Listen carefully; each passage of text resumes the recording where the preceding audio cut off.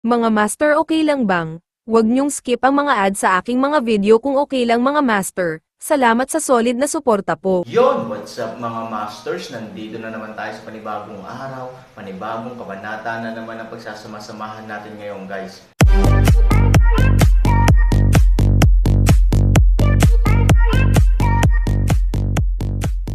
Bali mga masters, kung bago ka pa lang po sa aking YouTube channel, please click the subscribe button, lalong-lalo na po yung notification bell guys, para maging connected pa rin tayo sa isa't isa at maging updated kayo sa mga susunod ko pang video. Bali mga masters, bago natin umpisahan ng kwento ay mag-shoutout po muna tayo para sa mga solid nating tagapakinig. Yun na nga mga masters, no? Bali hindi na ito patagalin. In 3, 2, 1, let's go! Ito ang sabi mo, huwag kang umiyak pagdating ng panahon, masayang biro ng kapitan. Tumango si Han Sanchen, huwag ka lang umiyak pagdating ng panahon. I don't know how.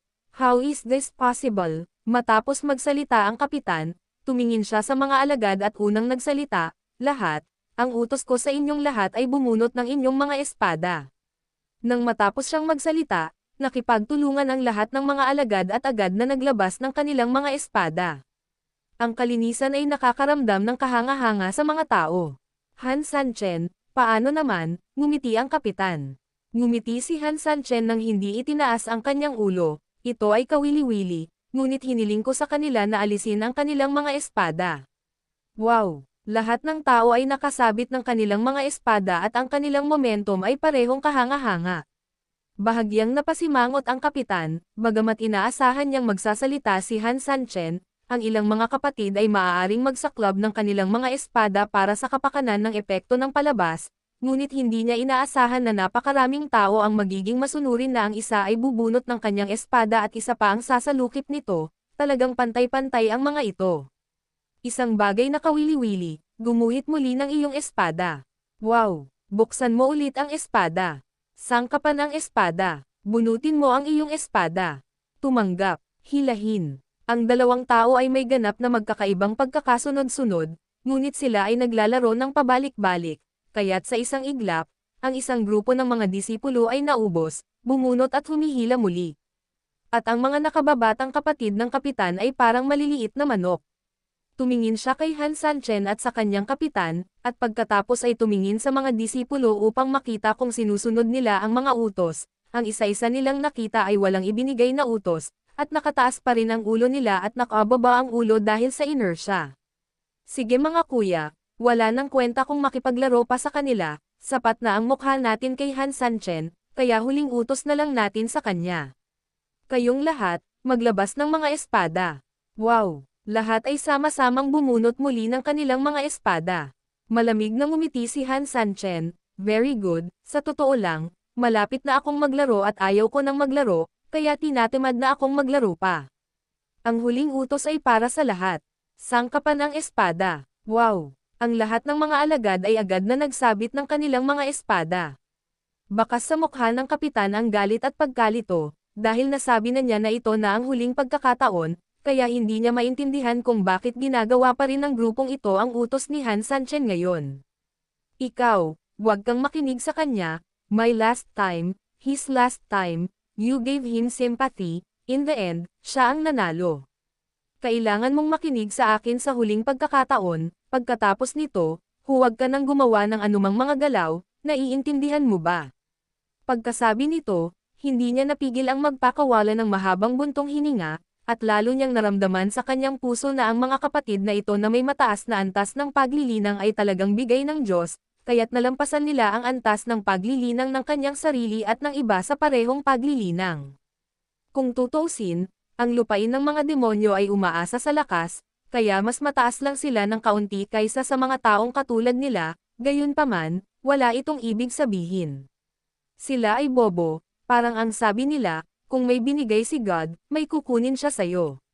Binigyan sila ng magandang katawan, pero inalis din nila ang utak. Sa makatuwid, ang kanilang mga utak ay napakatanga na kapag nilalaro nila ang ganitong uri ng laro, ang mga taong ito ay nagsimulang hindi makapag-react. Tapos nadula si Han Sanchen. Pagkatapos ibigay ang mga tagubaylang ito. Naniwala siya na may panandaliang paghinto sa proseso, bilang karagdagan sa mga tagubilin na ibinigay niya, dapat nilang halos maipakita ito.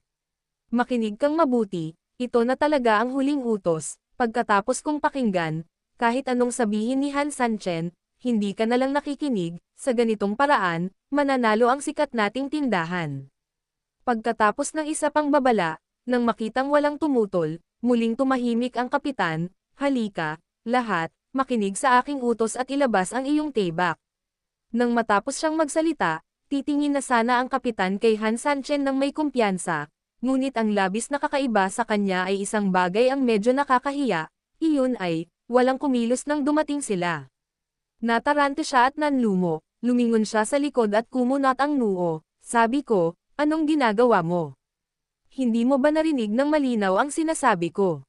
Sabi ko, last order ko na ito, utos na, now, I tell you to draw your sword. Bunutin mo ang iyong espada, naiintindihan mo ba? Pagkahulog na ng mga salita, hindi pa rin nagre-react ang lahat at nanatiling hindi gumagalaw. Halos galit na galit ang kapitan, sabi ko gumuhit ka ng espada, hindi mo ba ako naririnig? Ikaw ba, sira ba ang utak mo? Makinig ka sa akin, makinig ka sa akin. Bunutin mo yan. Depressed talaga siya, sobrang depressed na hindi siya makapagsalita, kaya wala na siyang pakialam sa anumang dating politeness o impoliteness. Agad siyang nagmura. Mahinang ngumiti si Han Sanchen, ang ibig mong sabihin, sa tingin mo ay bobo sila at hindi malinaw na narinig o hindi naiintindihan ang kahulugan, kaya hindi ka nila pinakinggan. Nagkunwaring kalmado ang kapitan, yan, syempre. Ngumiti si Han Sanchen, sa tingin mo ba may posibilidad na hindi sila bobo, at mas matalino pa sayo, naiintindihan nila ang mga utos mo, pero ayaw lang nilang ipatupad. Ito, paano ito posible? Anong imposible? Paano ko subukan? Nakangiting sabi ni Han Sanchen. Syempre, hindi payag ang kapitan na subukan si Han Sanchen ngayon, gayunpaman, nag-aksaya na siya ng oras ngunit hindi makapagbigay ng utos, ngayon na ang mga tao ay gumawa ng makatwirang mga kahilingan, hindi siya makababa sa entablado. Ano, natatakot ka ba? Tumawa si Han Sanchen. Natatakot. Ano ang dapat kong katakutin? Nag-aalala pa rin ang kapitan, tumingin siya pabalik sa lahat at sinabing muli, nakikinig kayong lahat, kung makikinig kayo kay Han Sanchen at gagawin ninyo ang sinasabi niya, kami ang sikat na tindahan ay natatalo, naiintindihan ba ninyong lahat? Naiintindihan ko. This time, hindi lang lahat nag-react, pero sabay-sabay din silang sumagot sa kanya. Sa wakas ay nakahinga ng maluwag ang kapitan at maaari pa ring mag-react, na nangangahulugan na sa wakas ay narinig ng grupong ito ng mga tao ang kanyang utos. Okay, Han Sanchen, halika na, sabi ng kapitan. Marahan na ngumiti si Han Sanchen at sinabing, makinig kayong lahat sa utos at ilabas ang inyong mga espada. Wow! Agad na naglabas ng espada ang lahat. Ang orihinal na walang pakialam na mukha ng kapitan ay biglang nagulo. What are you doing? Whatever are you doing? Put it all down, put it down. Gayunpaman, kahit na ang kapitan ay sumigaw sa tuktok ng kanyang mga baga at kahit na tuwirang sinubukang makuha ang mga tao sa unang hanay na ibaba ang kanilang mga espada, ito ay malinaw na ganap na imposible. Itinaas ng lahat ang kanilang mga espada ng masunurin. Kahit paano siya sumigaw o kung paano siya kumilos, hindi sila natinag. Sheath your sword. I told you to sheath your sword. Are you all crazy? If you do this, I tell you, ito ang tagumpay ni Han Sanchen, ito ang pagkatalo ng sikat nating tindahan. Ang kapitan ay hindi maintindihan at puno ng galit. Paano kaya ito? Halatang maganda ang sitwasyon niya, at halatang kailangan lang niya ang mga taong ito na makipagtulungan sa kanya ng kaunti, at pagkatapos ay matatapos ang lahat, ngunit ang mga taong ito. Sakit, Han Sanchen, may sakit sila, walang kwenta ang larong ito, masyadong mababa ang ik nila, kaya hindi nila masabi kung ano ang nangyayari. You're using reflections to mess with them, hindi ba? Histeria ang reaksyon ng publiko na nahirapang tanggapin ang katotohanan, halatang hindi matatakasan ng kapitan ang batas na ito, iniuugnay niya ang lahat sa isang maliit na trick na nilalaro ni Han Sanchen. Ngunit ang katotohanan ay talagang matagumpay ang maliliit na pakulo ni Han Sanchen. Magmuni-muni, mahinang ngumiti si Han Sanchen, umiiral ang posibilidad na ito, paano kung bibigyan pa ako ng ilang order? Masasabing hindi sila makakapag-react once or twice, pagkatapos ng ilang beses pa, hindi na magiging sapat diba? Pagkaraang marinig ito, nag-isip sandali ang kapitan at napagtanto na ito ay talagang malamang. Okay, kung yan talaga ang sinabi mo, wala akong sasabihin. I will handle everything as they listen to you. Hindi siya naniniwala na ito ang kaso at ang mga taong ito ay hindi makapag-react. Naniniwala rin siya na sa oras na iyon, siguradong sasampalin sa mukha si Han Sanchen, at siya mismo ang makakabawi sa kanyang pwesto mula noon. Mga kapatid, it's a matter of life and death. Stop messing around, listen to the orders clearly and understand the rules. Binigyan niya muli ang lahat ng mga alagad ng mga tagubilin na may tame time na mga salita. Han Sanchen ngumiti ng mapanlit, ngayon, ako na. Hindi na nagsalita pa ang kapitan, nasabi na niya ang dapat sabihin at ipinaglaban ang dapat ipaglaban, naniniwala rin siya na tiyak na mapapahiya si Han Sanchen pagkatapos ng pangyayaring ito. Ngayon, itaas mo ang iyong espada sa itaas ng iyong ulo para sa akin. Wow! Sa sandaling binigkas ang mga salita, itinaas ng lahat ang kanilang mga espada ng direkta sa itaas ng kanilang mga ulo. Biglang idinilat ng kapitan na kakatahimik lang. Ikaw, anong ginagawa mo? Nababaliw ka na ba? Nababaliw ka na ba? Ibaba mo yan dali, ibaba mo. Pero halatang sumigaw man siya, wala ni isa sa mga alagad na ito ang papansin sa kanya. Siyempre, hindi maaaring maging tanga ang mga disipulong ito, mas alam nila kaysa kanino pa na ang pagpupulong na ito ay umabot na sa pinakakritikal na sandali, kaya hindi na sila makakagawa ng anumang biro. Para sa kanila, anuman ang gustong sabihin ni Han Sanchen, kailangan nilang gawin ito ng masunurin. Kung gayon, isaksak mo ang iyong espada. Wow, lahat ng tao ay sinuot muli ang kanilang mga espada. Sa pagkakataong ito, sa sobrang takot ng kapitan ay napaatras siya ng ilang hakbang. Alam niya na ang isang beses ay maaaring maging isang aksidente, 2 beses ay maaaring isang aksidente, ngunit mas maraming beses ay hindi maaaring maging isang aksidente. Ang kanyang mga dahilan para sa pag-iisip na ang mga taong ito ay masyadong hanggal, o mga dahilan na hindi maipakita, ay magiging ganap na hindi mapagkakatiwalaan. Bunutin mo ang iyong espada, target mo ang kalaban. Brush. Lahat ay bumunot muli ng kanilang mga espada at itinutok sa kapitan at sa iba pa. Napaatras ng subconsciously ang kapitan sa takot, at ang mga sundalong nasa likod niya ay napaatras din bigla. Ang mga disipulo ay mas mataas na sa cultivation kaysa sa kanila, at ang kanilang bilang ay mas marami kaysa sa kanila, ngayong nakatutok na sa kanila ang mga espada ng lahat, syempre matatakot sila ng husto. Paano nangyari ito? Hindi makapaniwalang tiningnan ng kapitan ang eksenang nasa harapan niya, at saglit na nagulo ang isip niya.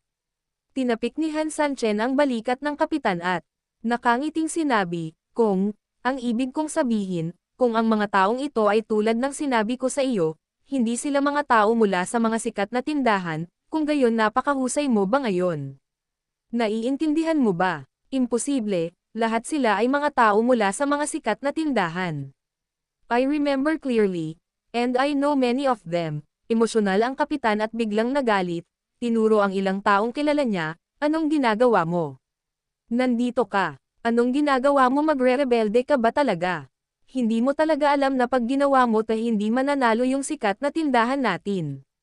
Nakipagpustahan ako kay Han Sanchen, kung gagawin mo ang sinasabi ko, kailangan niyang sumuko ng masunurin, you guys naiintindihan niyo ba? Siyempre alam nila lahat, pero tao ko sila, so paano kanila matutulungan manalo? Matutulungan lang nila akong manalo. Ganito, paano ito posible? Natigilan ang kapitan at lumingon sa likod, takot na tumingin kay Han Sanchen. Sa wakas ay hindi na nakatiis ang isang alagad at sinabing, para sa pagkakakilala sa isa't isa, dapat mong kunin ang iyong mga tropa at sumuko sa aking amo. Ang sikat na tindahan ay tapos na, at ngayon ang lahat ay nagpapasakop sa pangalan ng aking Panginoon. Sa madaling salita, ang natitirang daan o higit pa sa inyo ay napapaligiran na ng libo-libo nating mga elite, wala ka ng ibang mapupuntahan. Pagkarinig nito, tuwirang nawasak ang psikolohiya ng kapitan, at napaatras siya ng ilang hakbang sabay putok, paano ito posible? Paano mabibigo ang isang sikat na tindahan? Nasaan ang may-ari? Nasaan ang may-ari? Ang alagad ay sumangot ng masama, umalis na ang punong nayon kasama ang pinakamagaling sa pinakamagaling tulad ng itim na hangin at ang espesyal na sugo na nakaputi, saan mo siya sasalubungin? No, it's impossible. Kung umalis ang may-ari, bakit hindi mo kami pinaalam? Tanga, ginagamit niya ang iyong lugar bilang isang lugar upang akitin ang firepower ng aking Panginoon, at pagkatapos ay kinuha ang pagkakataon upang makatakas, paano niya pakialam ang iyong buhay at kamatayan?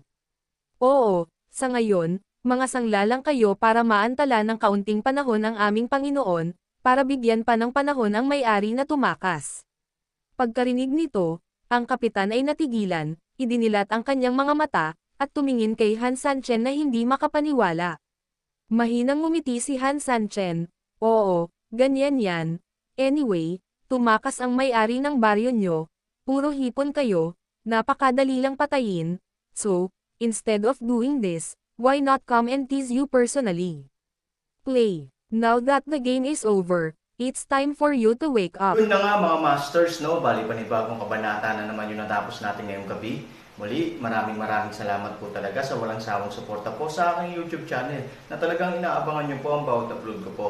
Bali mga masters, magkita-kita ulit po tayo bukas ng gabi at ngayon po ay magpapaalam po muna tayo.